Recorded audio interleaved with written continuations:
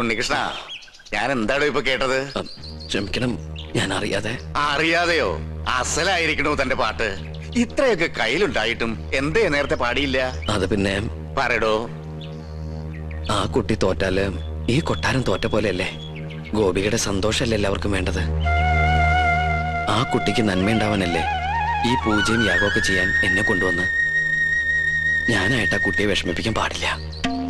വലിയവനാടോ താൻ, ഈശ്വരാനുഗ്രഹമുള്ളവൻ. നന്നായി വരട്ടെ. അഹങ്കാരം കാണിച്ചതിന് ശബയ്ക്കൊന്നും ഭയം ഉണ്ടായിരുന്നു. എനിക്ക് സന്തോഷായി മുത്തശ്ശ. താൻ എന്താ വിളിച്ചേ? മുത്തശ്ശന്നോ? മുത്തച്ഛൻ അത്ര മുത്തച്ഛൻ. ആരുടെ മുത്തച്ഛൻ? തമ്പുരാന്റെ കോപം അറിയോ തനിക്ക്? നാവടക്കുക. അടക്കി. അറിയാതെയാണെങ്കിലും ആദ്യമായിട്ട് എന്നെ നാവെടുത്ത് വിളിച്ചത് മുത്തശ്ശന്നല്ലേ? ഇനി അങ്ങനെ തന്നെ വിളിച്ചാ മതി.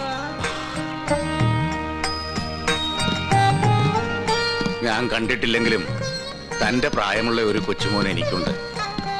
പേര് പോലും അറിയില്ല, ആരോടും ചോദിച്ചിട്ടുമില്ല. ഞാൻ പറഞ്ഞിട്ടില്ലേ കൊട്ടാരത്തിൽ നിന്ന് ഇറങ്ങിപ്പോയ ഒരു മകളെ കുറിച്ച്?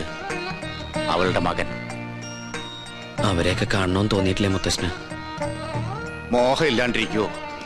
ഒരു വശത്ത് സ്നേഹം തോന്നുമ്പോ മറുഭാഗം ചിന്തിക്കും. മനസാക്ഷിയില്ലാതെ വരുത്തി വെച്ച അപമാനം അന്നേരം എല്ലാം മറക്കും.